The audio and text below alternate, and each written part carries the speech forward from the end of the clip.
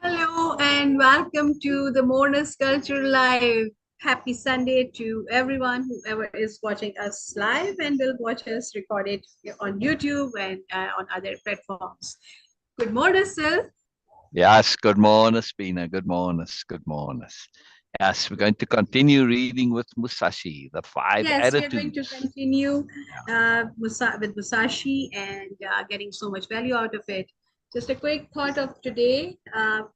While I was just coming back, okay, I was thinking about helping others. Why helping others?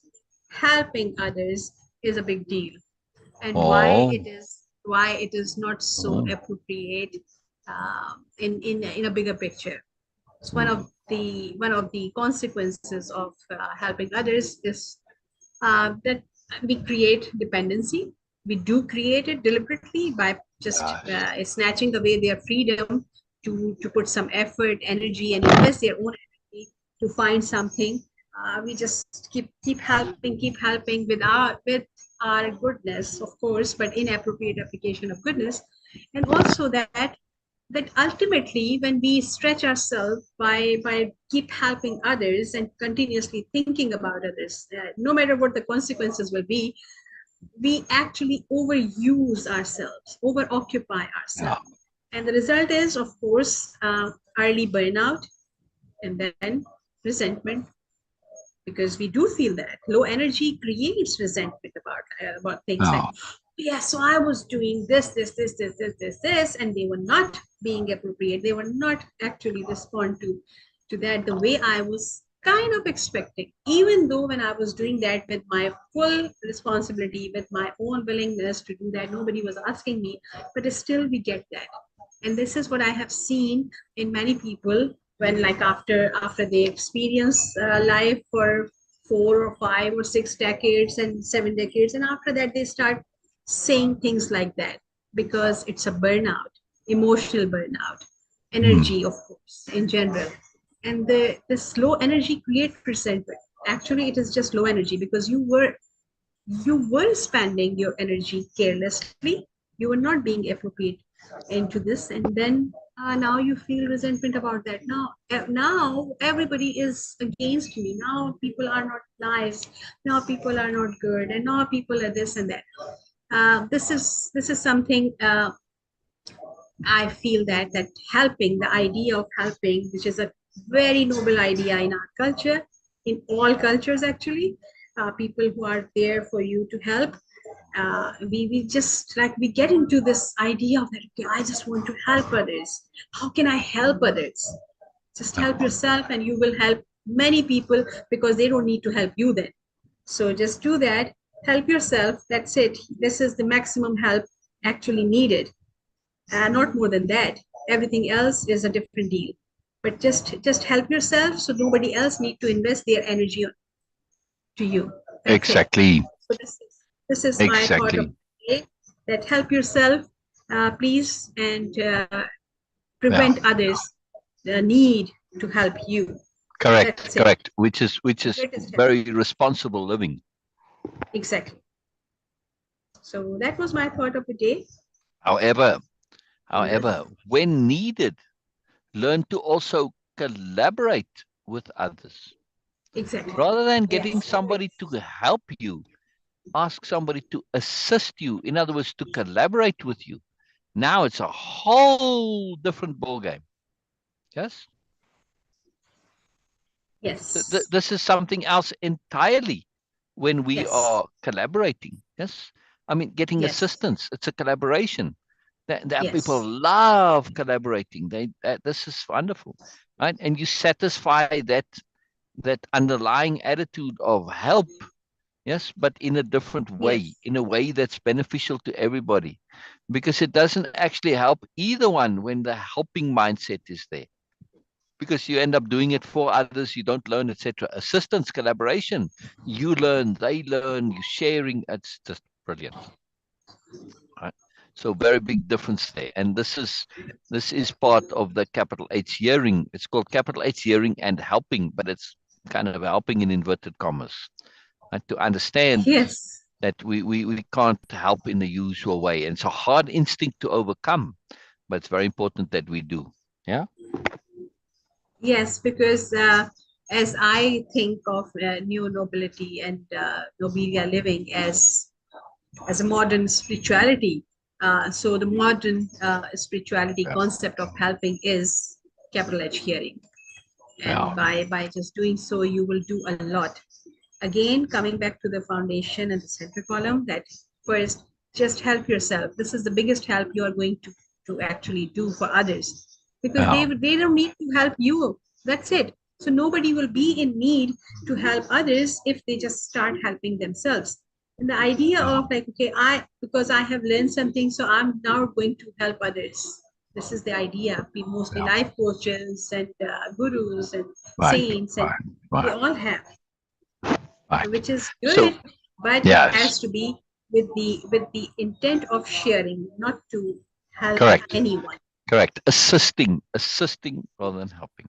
Now, Yes. helping, yes, it's a deeply entrenched thing, because when people really do need help, like when somebody's drowning or they've fallen and broken their leg, then it's appropriate, but it's not always appropriate. So we have to have this understanding that help needs to be appropriate. Yes. That's very, very important. Help without appropriateness is just, it's a calamity. Yeah. And Yes. then, of course, we have other complications, right? In this, that uh, helping, it depends on the motivation behind it, the agenda. Yes, when you genuinely want to help, this can be, as when it's appropriate, that's very good. When it's inappropriate, then it can be, if the motivation is pure, then it ends up being inappropriate application of goodness. And that is very important to understand. Very, very, very important to understand. Yes. Now, that's when the motivations are good and appropriate. Yes. However, there's of course the motivation to help for simple status and ego reasons, like beer mans can be fantastically helpful. Yeah, but meanwhile they snaring you, they're making you dependent, they're doing it to look good and have status and all this. Yeah, so this is inappropriate application of lessness. Yeah, it's just good to be aware. In other words, yeah. Very, very good to be aware. It's very important to be aware of this. Very, very important. Make sense, Beena? Right? Yes, Beena, where'd you go? absolutely. Okay, Absolutely. okay. So, there's Absolutely. nuance here. There's nuance. Hello, Yes. hello, and welcome to Moreness-Culture. Yes, yes, yes. Yeah, I love this. I love this, Beena. I love this. All right, brilliant. Hello, Norma, if you come. Maybe, maybe not. Either way, we'll still say hello, because we like saying hello Hello, to Norma. Norma. And we like when Norma's here. And Norma watches other times, so it's very cool to share. All right, let's go right to Musashi, the 5 attitudes. I'll screen share in a moment. Uh, There we go.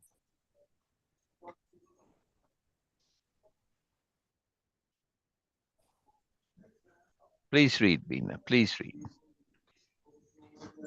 Okay, just a minute. I'm just taking care Okay, of while YouTube you do also. that.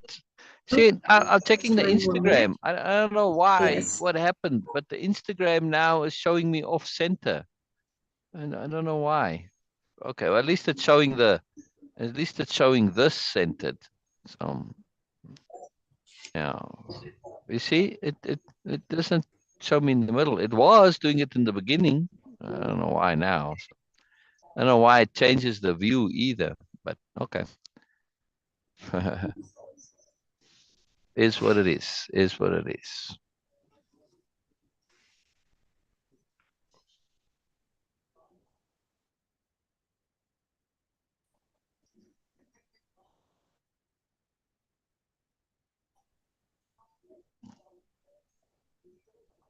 Okay. I'm ready, Beena. You want me to read while we wait?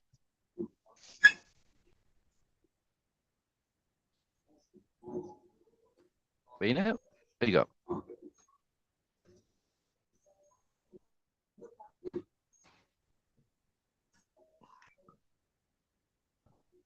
All right, I'll read while we wait for Beena. I don't know what happened there, but something. So, Okay, no, hello.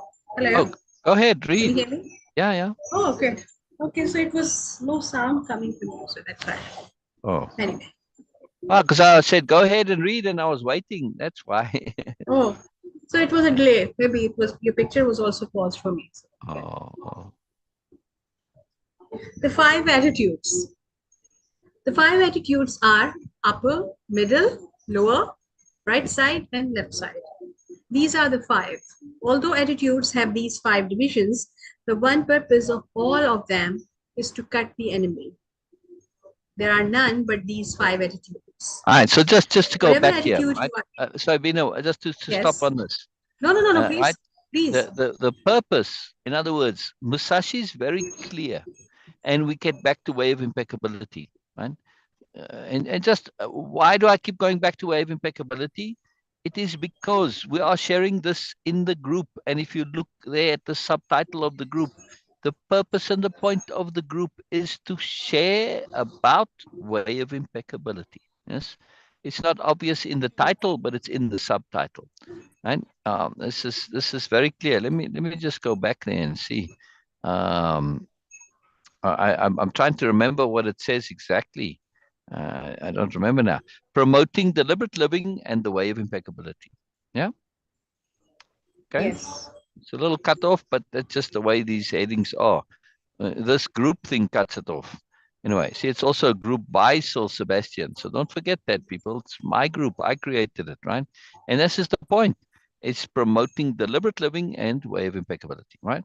So when I'm reading this, the capital R reading, it's not that I'm looking to always be promoting way of impeccability. No, I'm sharing it because it's appropriate. I'm not really into promoting. I don't really care about that. It's not all that important, but it is about appropriateness that is important. Now, and also it's useful from an understanding point of view. Just for me and Beena, just the two of us in our discussions, this is what we do. So I'm not doing it for the purposes of the live. No, I'm doing it because it's appropriate. Now, Beena is aware of clarity of intent, very much so, right? Very, very, yes, very, very much so. But here he yes, says, right, the one purpose of all of this is to cut the enemy. Yeah, he never lets go of this. He's mentioned it before, and he'll mention it again. He says, don't lose sight of your objective. I mean, he's not saying it that clearly again, because Musashi is not the greatest of communicators. Uh, but when we understand this and we realize this, and you put it into an abstract conceptuality, see, rather than saying to cut the enemy, have clarity of intent, not a goal, not a purpose, but an intent. When your intent is to cut the enemy, and Musashi will touch on this, and I think he has already mentioned this. You mustn't, basically just sort of swing your sword at the person, well, hoping that you don't cut them and hurt them. But well, you do it anyway because that's what you're supposed to do. No, your intent is to cut them. Be clear on this, right? Because some people hesitate; they don't want to do harm to another. In a duel, in a fight, in a battle, that hesitation will cost you your life, right? So you got to know what you are doing, but also it's more than that. As later on, it gets a little bit more detailed. Like if you block in a certain way, and then you must block and then strike at the same time with the intent to cut. That intent changes everything, and this is why one of the reasons black belts get when they get black belts, they always end up in a fight and they get beaten up, right? Because they in a bar or whatever, and now I've got my black belt, I'm tough, I'm capable. They've never been in a real fight. Yeah, because in the dojo, well, typically in most martial arts, they don't actually do real true sparring where you actually get hit, right? So it's kind of very theoretical. But even if they do real sparring, when you're sparring with somebody for the purposes of training, they don't have an intent to cut you, to hurt you, to do damage to you. You get into a bar fight. Some of those people in those bar fights, very nasty individuals, they want to hurt you. This is their intent. They want to do this. Yeah, it's not just, oh, I'm going to fight to preserve my pride or whatever. No, they're in that fight because when they get to that stage, they push a massive energy. That energy, Sashi mentioned it earlier. Yes, your spirit. Yes, that is what overwhelms the newly black belters. They are so. This person really wants to do me real actual harm. Oh my God! And they freak out. And of course, in that moment of freak out, that's when they get punched. And when you get a severe punch and you behind, well, that's you basically now, that's the end of it. And you end up getting beaten up, right? So this is that overwhelm from the intent is very important. So not only is it this intent, clarity of intent. Well, I'm using sword fighting as an example, but I don't want to limit it only to sword fighting, right? Because that's what way of impeccability is. It's the language of conceptuality. Learn to conceive the core issue. Yes, in sword fighting, it is to cut the enemy. But when it comes to clarity of intent, this applies to any activity. And this is the power of way of impeccability. You have to take Musashi and make that translation, which isn't always clear, like in this case. But way of impeccability, it's already there, right? The conception, clarity of intent, starts with clarity of intent. It will transform all of your actions.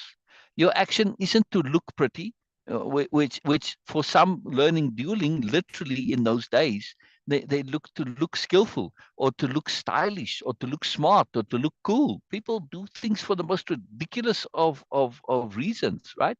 Their motivations are completely askew. Well, when you understand your intent is to cut the enemy, not necessarily to kill them, Beena, right? But to cut them, yes? Because any cut, of course, you can bleed out and, from a very sharp sword like that, and you have that pain, you have that inability, you're at a disadvantage. That can lead to you getting killed, but it doesn't necessarily have to. So this is very clear here, because at least you can mistake your intent to kill. And when you're looking to kill an enemy, which may be sometimes an intent, but if you don't think cut first, now you're limited to certain strikes only, which are killing strikes. And that's going to severely limit your thing. Cut them first, and then you can kill them at your leisure, usually, or at least more easily. Yeah. So this is very important to understand, this clarity of intent, right? It's a strategic point to say cut, not kill. Now, likewise, you need to be really clear. Whatever you do, figure it out. Don't have goals and motivations that lead you to inappropriate targets. Yes, like thinking, well, I'm in a sword fight, I have to kill the guy. You don't have to. You have to cut him. Then you can choose to kill them or not. Right? Very important. Very important. So be aware. And there's sometimes, the end goal may be to kill them, but your intent is to cut them in the fight, because then you can fulfill your goal. But if that's your primary goal, you might lose opportunities to cut. Yes. And see what I mean, Beena? You have to have a hierarchy of goals to understand what's important. So this is very simple, right? Yeah. And also the other point I wanted to mention is he's saying attitudes. Now it's very fascinating that he takes this, which are really directions, right? Upper, middle, lower, right side, left side, right? Those are directions or perspectives. And he's saying they attitudes. We're going to see how he means it, right? It's very, very attitude, right? So whatever attitude you are in, do not be conscious of making the attitude. Think only of cutting. Again, see, don't be sidetracked. Have your goal. Allow appropriateness to take hold and shape your behavior. Right, Beena? Make sense?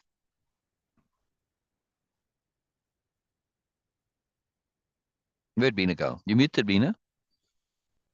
Sorry, I was talking. I was saying, yes, it's a clarity of intent and also that unbending Yeah, intent also. yeah, Right? Okay, yeah, yes. yeah, So yeah, what yeah. Right, so whatever right. your choice you have made with the clarity of intent, with absolute clarity, now there is no sidetracking, there is no Yeah, distraction, nothing. Just need to right. just pure focus, hyper focus, core focus on that, and Yeah, then pay yeah, attention to these things. So choose your of course battle wisely, choose your yeah, battlefield wisely, choose your yeah, enemies wisely, whatever enemy you choose to, don't lose your focus. yeah, Always yeah, stay yeah. connected with the central column or the abstract picture. Right, So yes, right. Now, absolutely. the brain is very literal. We have to be very careful. When we have clarity of intent, I'm going to use the sword fighting example here because it's very useful as an example. Because it's so the stakes are high. To have the intent to cut the enemy can also be uh, counterproductive, right? Because it's Mm. implied. Two things are implied. One Mm. is that you want to cut them seriously. Yes, because a cut Yes. could be like a scratch. That's technically a cut, but just a scratch. Like literally a scratch. It heals right away. It doesn't debilitate you. You're not going to notice. It's not going to make any difference, right? It's not wildly painful, even especially with adrenaline going. You're not even going to feel it or even notice it. Yeah. So the cut has to be a wound, which by definition, a wound is something that's serious. If you injured or wounded, a scratch is not a wound or an injury, right? It's just a scratch, Yes. right? It's superficial. So the intent is to wound or to injure, correct? I have Hmm. to be very clear here, right? So it's to cut. Now, for Musashi, that means a substantial cut, one that is going to wound, but he's not spelling it out. But when we are dealing with intents and setting an intent and having clarity of intent, you need to be that specific. Furthermore, there's the secondary one, which is to wound or injure the enemy without being more wounded yourself.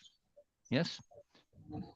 You can be wounded, and sometimes it's part of your strategy is you're going to take a smaller cut in order to deliver a bigger cut. Okay. Hmm. Because now we sort of even, but if I can give you a substantial cut and you give me one that it's not cutting a tendon or cutting a major muscle, I can still move. I can, yes, and the bleeding isn't that deep. It will slow me down a bit, but it's not going to debilitate me, not relative to yours, where I've cut you so severely that, like let's say I got you on the tendon in the leg and you literally can't stand on that leg. I got a bit of pain. I might bleed out eventually if I don't bind the wound. But by that time, the difference between us is so substantial that you're going to be dead or fully incapacitated, right? So Yes. this is very important to understand, to also have this intent to not have your injury be one which is fatal or which is going to lead to disability, right? Those are two very prime intents. Unless absolutely needed. You might be in a fight where the person is way stronger than you, right? And you may take for instance, you see this in many movies, right, where the lesser fighter pulls the one into them and takes a sword through the guts, but they stab the person in the throat. So they end up with a killing blow at the expense of this deliberate injury to themselves, right? And that Hmm. may lead you to lots of problems later in your life, but okay, it's better than losing your life. So there has to be that awareness too. But when you understand though that your intent primarily is to wound and injure without being wounded or injured or killed yourself. So you can't let go of self-defense here, right? Because you can have an intent to cut and you can succeed in cutting the enemy, but you end up dead. It's quite possible. You've succeeded in your intent, but you've forgotten about the secondary intent. So we have to be really clear. It's implied, but the brain is very, very little. So we have to be very, very clear. That's why it's clarity of intent. It's not having an intent, it's clarity of intent. Yeah. You see what I mean, Beena? Yes. Because now you Yes. start up consciously, well, duh, I don't want to get killed. But your brain, there's no morality, as we were discussing earlier. Within itself, it's Yes. like a computer. It has no greater sensibility. If you give it that instruction, it does that instruction. Yeah, it's very literal, right? Now, there's a lot of leeway sometimes. But like in this case, if your intent is purely only to cut, you may succeed and you may scratch the opponent and they kill you. Okay, well, I succeeded, the brain says, but okay, the brain has a program in it for self-preservation. It's whether you set that intent or not. That the brain is aware that it needs to override you. That's why people can't act against what is naturally survival, right? It's very, very difficult, yeah. To, like for instance, when you like mountain climbers who've had a rock fall on their arm and they had to cut off the arm in order to survive. This is exceedingly difficult to do because it goes against all of your instincts, yeah. But we do need to override our instincts at certain times. Why it's so important to understand instincts and that they are dead ends evolutionary wise, right? All right, so I just want to make this point about clarity of intent very, very clear, so that when we hear Musashi talk about this intent to cut, we understand it in context, right? There's implication to it, but we want to be clear, right? As if you take him too literally, it could cost you. Yes, right, Beena? Yes. Okay, okay. Yes. Please continue. Please continue. Okay. Your attitude should be large or small according to the situation. Upper, lower, and middle attitudes are decisive. Left side and right side attitudes are fluid. Left and right attitudes should be used if there is an obstruction overhead or to one side. The decision to use left or right depends on the place. The essence of the way is this: to understand attitude, you must thoroughly understand the middle attitude. The middle attitude is the heart of attitudes. If we look at strategy on a broad scale, the middle attitude is the seat of the commander, with the other four attitudes following the commander. You must appreciate this. The All right, way so of the this longsword. the middle attitude, right? Now, the Yes, middle yes, way is a philosophical doctrine, you could call it, which is long standing. And by the time Musashi there, it goes way back, goes way back. All right, at least as far as we are aware of, right? Confucius, and then also with the ancient Greeks, contemporary to Confucius, right, at that time, because we just have writings from this time. But the same concept exactly, the middle way, is also in ancient Greece expressed, right? And not too much, not too little, right? No excesses on either way, following the middle way. It is a very, very deep philosophy that's been around, at least with Musashi's time, for a millennia. Yeah. So very ancient philosophy, this doctrine of the middle way. Not too much, not too little. No excesses in either way, right? And very, very, very important. And so he calls it the middle attitude. But be aware that, Musashi being in that culture, this is something he will be acutely aware of because it's very prominent, it's kind of like the golden rule. It's something that everybody knows. Yeah. And it'd be very hard for him not to know this, right? He didn't grow up in such isolation that he wouldn't be aware of this. Because he's mentioned Confucius before, he's mentioned Lao Tzu before, so he knows about this, right? But he's not saying it as the middle way, capital W way, yeah? Which is what Taoism essentially, that is really a core of Taoism, this middle way. Some even say it's the same thing, yeah. All right, so just to be aware, but he's being very specific here again with the sword fighting. We must not forget, Musashi is not writing a philosophical treatise. He is writing a sword fighting manual, guidebook, instruction, correct? There's a lot yes, to learn from yes. it, yes, but he's very specific. There's Definitely. no doubt in his mind here, right?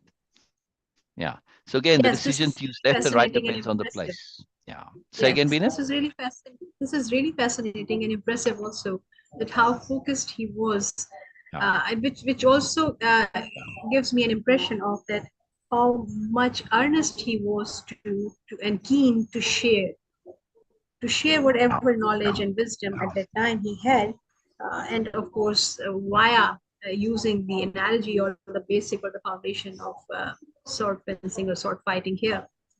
But the earnestness, of course, it is very obvious here, and Right. keenness to share. Right, right. And look how he makes it clear. He's saying if we look at strategy on a broad scale, to be capital S strategy here now, the middle attitude, and again, that should be, to me, hyphenated with the capital A, because the middle attitude is a thing. He's got only middle capitalized. But anyway, So he Hmm. says, is the seat of the commander, with the other four attitudes following the commander. In other words, if you're going to follow this middle way, not access in other way, as a commander, this is kind of your priority, because access means risk. And one of your core functions as a commander is not only victory, but victory without it being at the expense of those you command. If you have a victory, but you end up decimating your squad, your army, whatever, you lose more, then no, that's not a victory. That's a loss. Yes. See? Yes. Yeah. Yeah. So this is very important to understand this. Very, very important to appreciate this. Got to have that balance. All right. The way of the longsword. You're The not way of the sure. katana, right? When we You're understand not longsword, scared. especially if you hear it with a Western ear, a longsword is a very different thing to a katana. When you're speaking to people who understand weaponry, a longsword is not a katana. This is very poor translation. Everybody knows what a katana is, but a longsword, that's a medieval thing, right? Like when I had the store, somebody comes and say, "Oh, I want a longsword." I'm not going to show them a katana. I'm going to show them medieval longswords, right? Anyway, so just realize that the longsword here means katana, not the medieval longsword. Yeah. Okay, Okay. so this point Now, about the two fingers, Beena. yes. Well, I don't have a nice thing to demonstrate with, but okay, right? See, when I hold something like this is the handle of the sword or the handle of the golf club. That's it. That's Yes. all I need. You see, two fingers. Yeah, and the Hmm. rest is for guidance. Yes. See, that's it. That's all you need. You can Wow. try it yourself.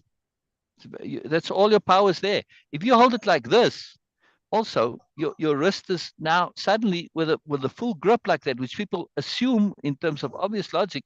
Well, I gotta hold it properly, and I don't want to lose my sword. No, when you have this, you're also tightening your wrist automatically. Try it yourself. Just hold anything, and you'll see what I mean.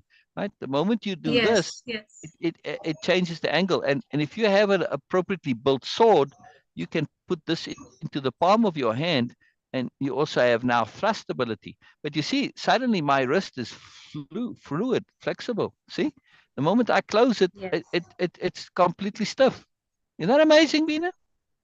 Yes. Yeah, yeah, yeah. So again, nuance, yes, and this nuance comes from paying attention. Don't assume the obvious is the obvious. Don't assume the obvious is sensible, right? I've got my sword. I mustn't lose my sword. You're going to be dead in a hurry because you got no flexibility, no maneuverability. Yes, there's more. There's more to life than the obvious. This is the point of discernment. Yeah, be aware that discernment exists. It'll lead you to understanding. When we understand this, why the two fingers? Because you're not tightening the wrist. Yes, and that's all you really need, because that's in the way grip works. That's it. This is something else to grip. Yeah, that's where grip is. So, all right, it's very important. I had a dagger, a Cossack dagger, by the way. I think I explained this before. That Hmm. the the handle was like this, right? But then it had a little flare that would come out here, right? Little kind of curve, and then go around, and the same on the other side, right? And the same thing in the front, little curve, right? And it Yes. looked like I could barely fit my hand between those two curves, top and bottom. I could just barely fit my fingers in there. And if you held it the way you would assume, but that wasn't how you had it. That little curve was to hook this finger in. Yes. And on the other side, the forward curve was where you put your thumb against it. Right. And then that round part at the bottom fit into your palm at the bottom here. Right. So now you've got this, well, Hmm. not this finger, but the little finger, right? You're curving it around that bottom part. Right? And you're pulling it into the base of the palm like that. And with the thumb, this lets you stab and move. It's very flexible. This is really excellent grip. But if you took it as the obvious, man, this is just crazy. You can't use this grip. Yeah. So pay attention. Pay attention. Things aren't when something is irrationally stupid, pay attention. Let me repeat that. When something is irrationally stupid, pay attention. There's usually a good reason for it, right? Like in that case. Yeah. So when I first saw that, Yes. I thought, wow. And then oh, I see. Okay, I got it now. That's really cool. Really cool. Really excellent, excellent dagger. All right. Anyway, but that's just technical. But the abstract point of it is don't assume, especially when it comes to life and death matters, don't assume the stupidity is stupidity. Doesn't mean it cannot exist. It does, yes. But also be aware that sometimes there's non-obvious good reasons. Yeah. People are very seldom stupid at their own expense. Seriously so. It happens, but not that often. Not as often as we'd like to think. Yeah. Yeah, it can happen. Okay. That old, double bladed axe thing. I'm sure there must be some gamers, if they actually went into a battle, they'll pick that up off their wall. And of course, they'll be dead in a hurry when they discover this thing can't actually be used the way you think it does and the way it gets used in the games. Idea can override reality. But they'll discover that very quickly. But of course, if you only get one chance, you're dead. So, yeah, please keep going. Please keep going. Yes. Okay. The way of the long sword, the way as a way of life, and as the natural path of a sword. Where are you reading? Where are you reading? You're reading the notes. You're not reading the article. Okay. Okay. If you try to wield the long sword quickly, you will mistake the way. To wield the long sword, well, we must wield it calmly. If you try to wield it quickly, like folding fan or a short sword, you will err by using short sword chopping. You cannot cut a man with a long sword using this method. When you have cut downwards with the long sword, lift it straight upwards. When you cut sideways, return the sword along a sideways path. Return the sword in a reasonable way, always stretching the elbows broadly. Wield the sword strongly. This is the way of the long sword. If you learn to use the 5 approaches of my strategy, you will be able to wield the sword well. You must train constantly. Must train constantly. All right. So now I don't know if he's going to elaborate here, but when you see in the movies, for instance, right, you see this like a cross cut, yes, and they slice open the abdomen or even cut something in half, right? Where does that sword end up? Can you picture what I'm talking about? Cut through. Like, yes, Right? yes, The sword ends up way off to the side, correct? yes, yes, Like it's pointing not quite exactly to the left, but just a little bit close to 90 degrees to the left. Yes, or yes, maybe even 45 degrees. But the point is, when your sword ends up as a cut, because that's how people think of the cut, it's this huge big cut. See, I just did it now. But Musashi is saying, don't yes, cut like that. Cut enough and then return your cut. Because now, if I cut through you, right, just to where I've cut you, and immediately return to, and I'm blocked, I've got protection. Cut all the way through. If you don't succeed in disabilitating your opponent right then, you completely open and vulnerable to a strike. Correct? And you may succeed yes, in cutting them, but by the time they realize they've been cut, they still finishing the cut that they were busy with doing anyway. Right? And so this idea, in other words, of this cut, you can't think of it that way. It's an inappropriate way. Right? Now, Musashi doesn't elaborate, but it applies to all cuts, yes? So cut and come back. And he says it later on, I think, somewhere. But again, it's about appropriateness. This is going to come up in this book time and time again. And at some point, I got really irritated here. And I hadn't used that concept so clearly. And I said, "Come on, Musashi, just for heaven's sake, you could call your book Appropriateness, yeah, or the Way of Appropriateness or something, right? Or the Book of Appropriateness." I was really irritated that he never used this word, and it became a core part of my. I started to use it then. Yeah, it made me realize I'm not using it either, and that's where the philosophy of appropriateness. I took everything that I had and understood that I'd been thinking of it like Musashi, but not naming it. Yes. So Hmm. when we see this now, it's very useful. It's very useful. And also, when you go deeper into it, again, Musashi is not the greatest communicator here. Like I said, that cut, when you think of it as a cut, it's one conception. Yes. Now, again, that clarity of intent of his, you see, it's where I have a little to say just to cut the enemy. You can think of that cut. Oh, God, that's the cut. But that's not your intent. Your intent is also to stay alive. So you've got to cut and think of the next cut because you may or may not succeed. You don't know. And you've got to think of defense, right? So to cut, like when you're cutting, just cutting and immediately you're coming back to your middle way, right? You're not going too far either way.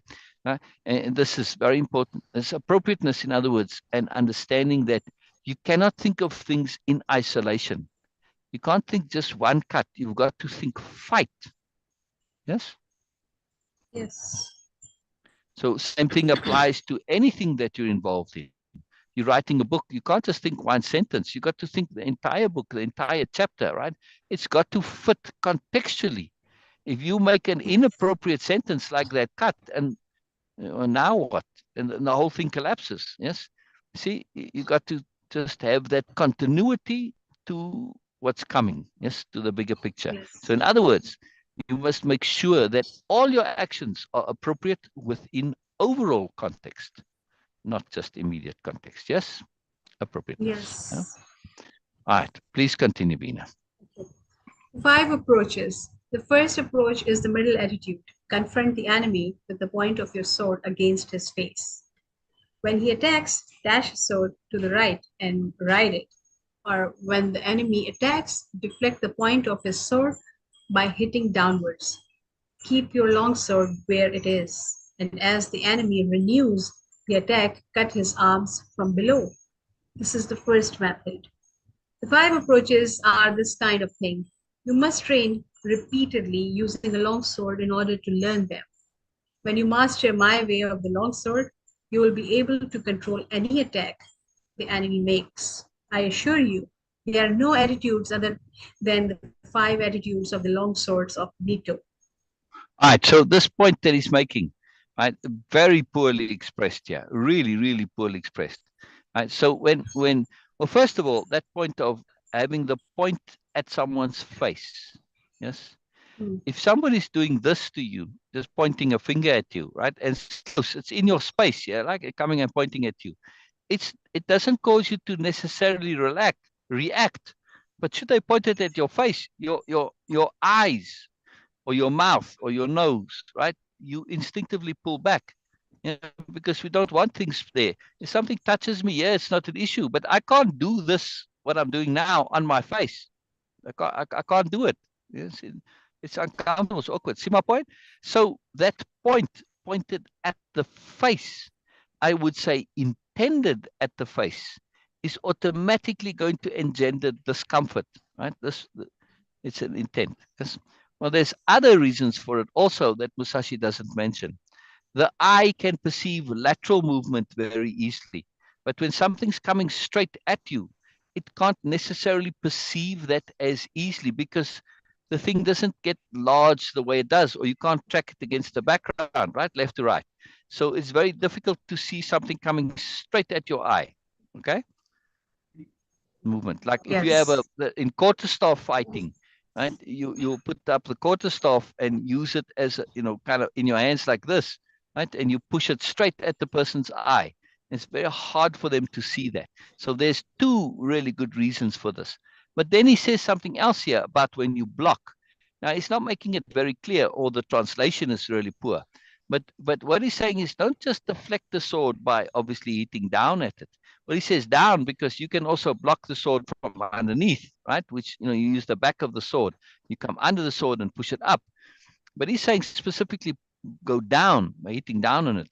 And then, so it's blocked down and immediately cut up. He Hmm. says this later on, make your defense and your attack the same thing. Don't just think of defense, but have it be the same action, right? So you aren't blocking, you're actually striking, but it's just a different way to strike. Right? Hmm. Again, it's greater overall picture, right? That's the point here, bigger picture. We tend to be focused on one step at a time. You can see this everywhere examples in our lives. People don't think of, and then what? And then what? I'm attacked, I block. Their thinking is literally just one step at a time. Yeah? Musashi is saying, think at least 2 steps. Yeah? But we can think even more than that, right? Can't just think the immediate step. Think what's next, and then what's next. Yes. So very, Hmm. very important, especially with strategy. Very, very important. All right, please continue, Beena. Okay. This is the first method. The 5 approaches are this kind of thing. You must train repeatedly using a long sword in order to learn them. When you master my way of the long sword, you will be able to control any attack the enemy makes. I assure you there are no attitudes other than the 5 attitudes of the long sword of Nito. In the second approach with the long sword, from the upper attitude, cut the enemy just as he attacks.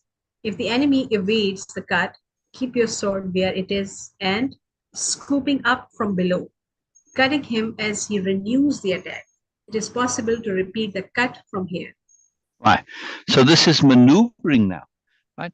So you, right? He says, right? From the upper attitude. Well, he means attitude here as a physical space, not as we think Yes. attitude, right? It's a poor translation of it. So at the angle is a better word, or perspective, or position is even better, right? Is a different use of the word attitude, right? Cut the enemy just as he attacks. So as he starts his attack, you immediately start to attack him. Yes. And now he's forced to defend. But really what you are doing is, he says, right? So as you're striking and he defends it, right? Then you continue, but then you come back up and you cut. It's the same thing as I was saying earlier. It's a twofold maneuver wrapped into one, right? Same point again. Yeah. And then you can eat again. So very, very interesting. Okay. Please. In this method, there are various changes in timing and spirit. You will be able to understand this by training in the Ichi school. You will always win with the 5 long swords method. You must train repetitively. Uh, Okay. In the third approach, adopt the lower attitude and anticipating scooping up. When the enemy attacks, hit his hands from below. As you do so, he may try to hit your sword down. If this is the case, cut his upper arms horizontally with a feeling of crossing. This means that from the lower attitudes, you hit the enemy at the instant that he attacks. yeah. You will encounter Again, this method. yeah, Yes? again, right? He's not thinking of singular mechanisms. He's saying anticipate variation, right? So you attack, you get blocked, but don't stop there. Don't let that be the end of it. Anticipate this. Know you're going to get blocked, but build that block. In other words, I'm attacking. I'm going to cut you, but my sword may go on a little detour to get there. See, it's one Hmm. movement. Doesn't matter, right? Appropriateness, bigger picture. When we understand this, particularly here, right, that he's looking at longer term, a bigger picture, overall perspective, right? He's not just going step by step. He's looking at the entirety. He's looking at continuity, at flow, at adaptability, always keeping your clarity of intent first and foremost in the forefront of your awareness. Yeah. Okay. You will encounter this method often, both as a beginner and in later strategy. You must train holding a long sword. In this fourth approach, adapt the left side attitude. As the enemy attacks, hit his hands from below. If, as you hit his hands, he attempts to dash down the sword, with the feeling of hitting his hand, parry the path of his long sword and cut across from above your shoulder. This is the way of the long sword. Through this method, you win by parrying the line of the enemy's attack. You must research this. In the fifth approach, the sword is in the right side attitude. In accordance with the enemy's attack, cross your long sword from below at the side to the upper attitude. Then cut straight from above. This method is essential for knowing the way of the long sword well. If you can use this method, you can freely wield a heavy long sword.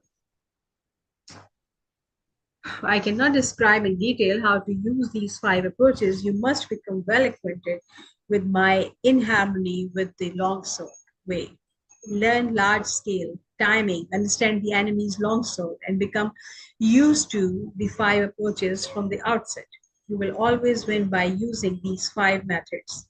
With various timing considerations, discerning the enemy's spirit, you must consider all this carefully.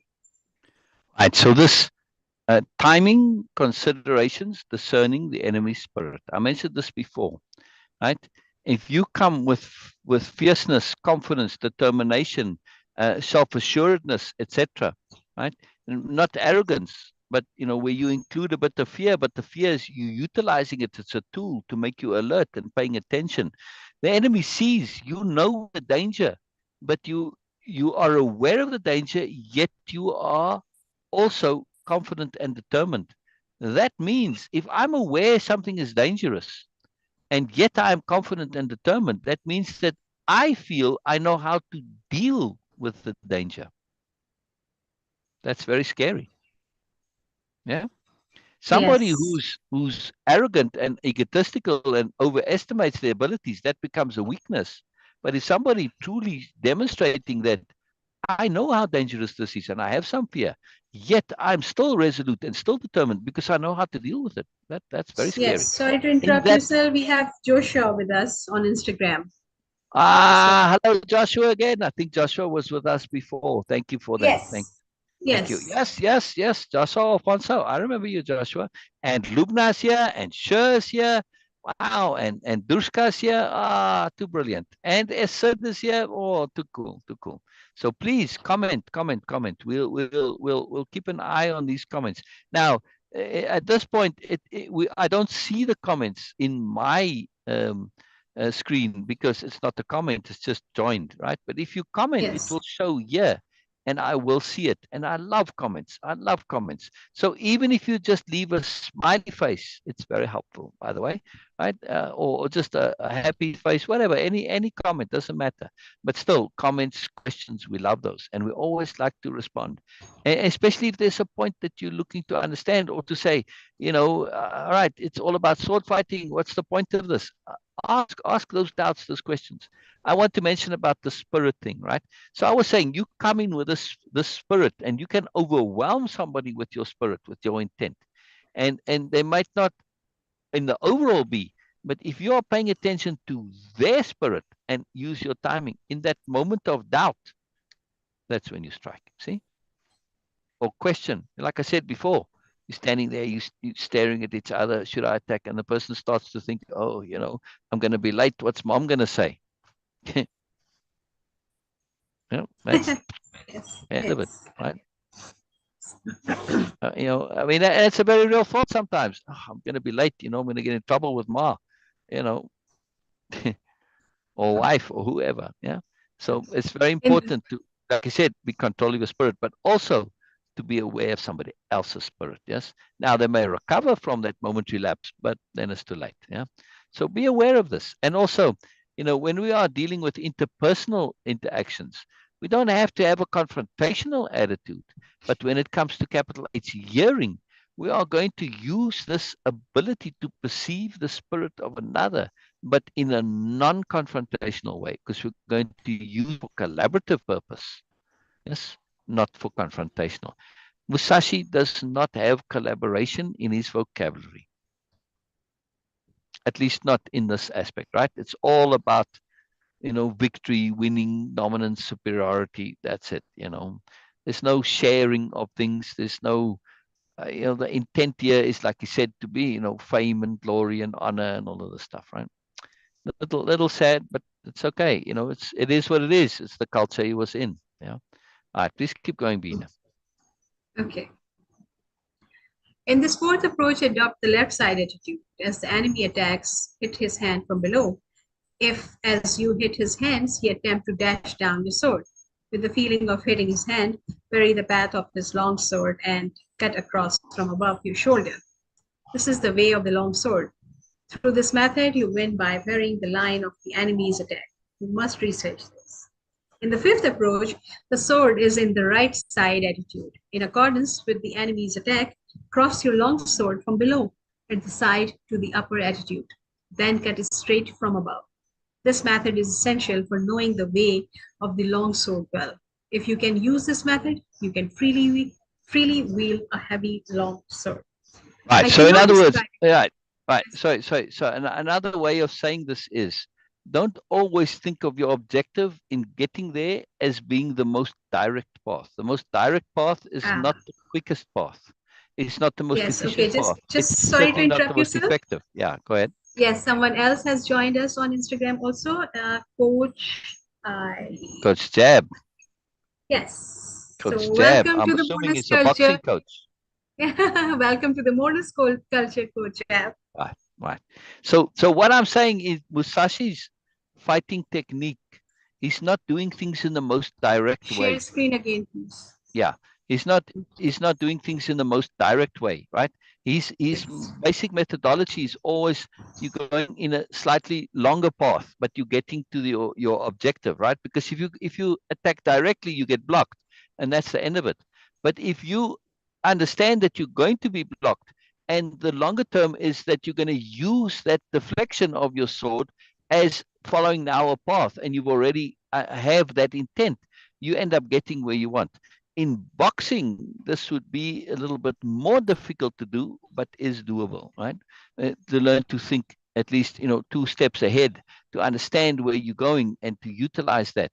It's more difficult, but of course, the same thing applies. And good boxers, they learn to think strategically and they're anticipating. For instance, you don't punch at the head, you punch at where the head is going to be as a reaction to your punch.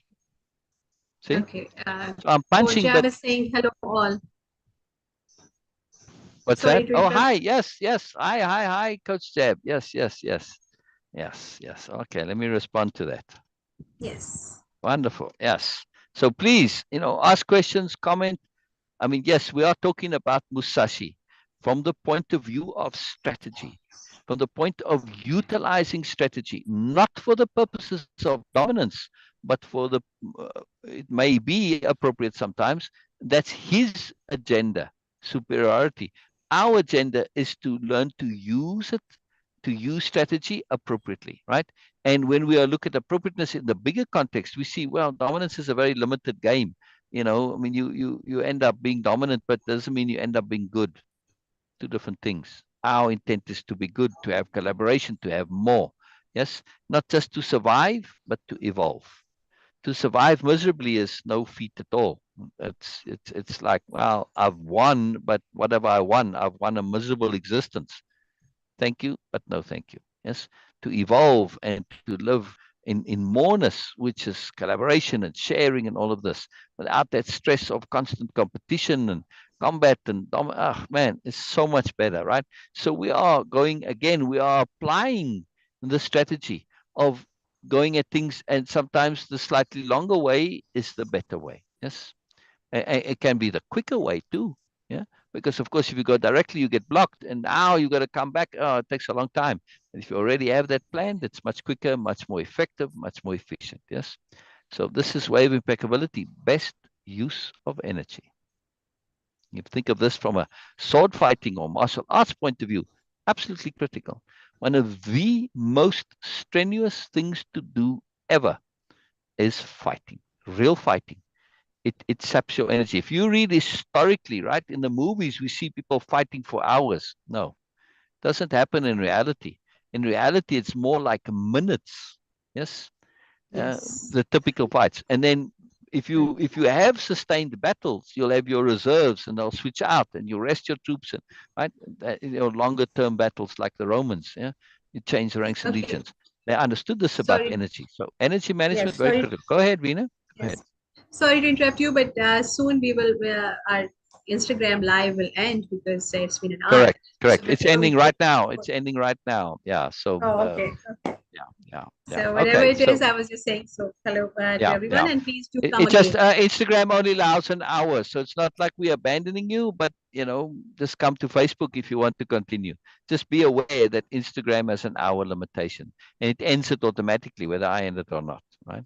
So you'll just see me drop like right any second now, because we came on at about 11:02, 11:03. So we're going to drop any second. Yes. All right. Well, we're not going to Yes. go on much longer. We're just going to read this, and then we're going to carry on with this attitude, no attitude teaching. This is this is a big deal. This is like the heart of Zen. So we So will continue tomorrow this we'll tomorrow, sir. get into that. Correct, correct, correct. But yeah. Yes. So just read the last. Did you read everything? Yes. I think you haven't Yes. read this last paragraph, did you? Okay.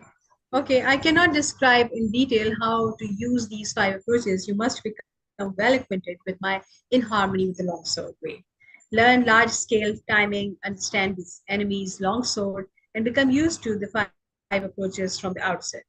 You will always win by using these five methods with various timing considerations, discerning the enemy's spread. You must consider all this carefully. Oh, you did read that. You did read that. Okay. So we'll end it there for Yes, today. yes, And yes. thank you very much.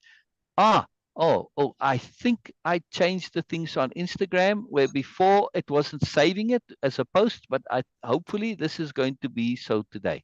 So I'm going to end things there. We're just going to say goodbye, but I'm going to end the live video on Instagram, and I hope I see you guys tomorrow. We do this every day, same time, except Saturdays. All right. So Yes, yes, thank we you will very continue. much for everybody being here. Yes. Thank you We are very much. reading, okay, we are practicing the capital R reading of Miyamoto Musashi's Book of Five Rings. And Correct. to the intent to read that is to learn that we can to also practice and demonstrate Yeah. that also, that okay, share with everyone that you can extract value out of anything and everything. This Exactly. is the conception, Exactly. strong Exactly. conception of way of impeccability, and this is what Right. we are practicing. Right. Yes, So the this is subject could very be appropriate to completely this capital R reading. Yes. Yes. yes, That we okay, are the looking to subject could get be moreness. completely irrelevant to anyone. Like okay, you can be a doctor Yes. and I can be an artist, but it's still this sword fighting can be a completely different topic, but you can get value out of it. So this Exactly. is, and Exactly. Syl is providing us the context that at what Yes. time and in Yes. what era Yes. Miyamoto Musashi was writing this book, and he Right. was sharing Right. a lot. It's not a good Right. communicator, but it's still there Yes. a lot. Yes. So contextual awareness, contextual discernment, contextual understanding. Understand, and this is a very useful skill. Again, we are looking at the abstract conceptionalities. Right? This is what way of impeccability is. It is a language of conceptionality. Very powerful. Very, very powerful. All right. Okay, see you Brilliant. guys tomorrow. Thank you Yeah. so much, sir. Yeah. Yeah. And please, if you find value and see and feel that it is interesting and you want to come again, please do follow, like, click, and subscribe to our channel on YouTube also, and here on Instagram and on Facebook, because Oh, by doing so, you are going to train your algorithm to give you and provide data to the whoever is setting the algorithm that you need. People are looking for the moreness and they really want more value in yeah. their life. Yeah. So this is what you're going to do. Please And you're continue. training your algorithm to bring you moreness, to connect you to moreness culture, which is what we're sharing. Yes. Moreness paradigm, moreness culture, right? Train your Yes. algorithm to bring you moreness. Yeah.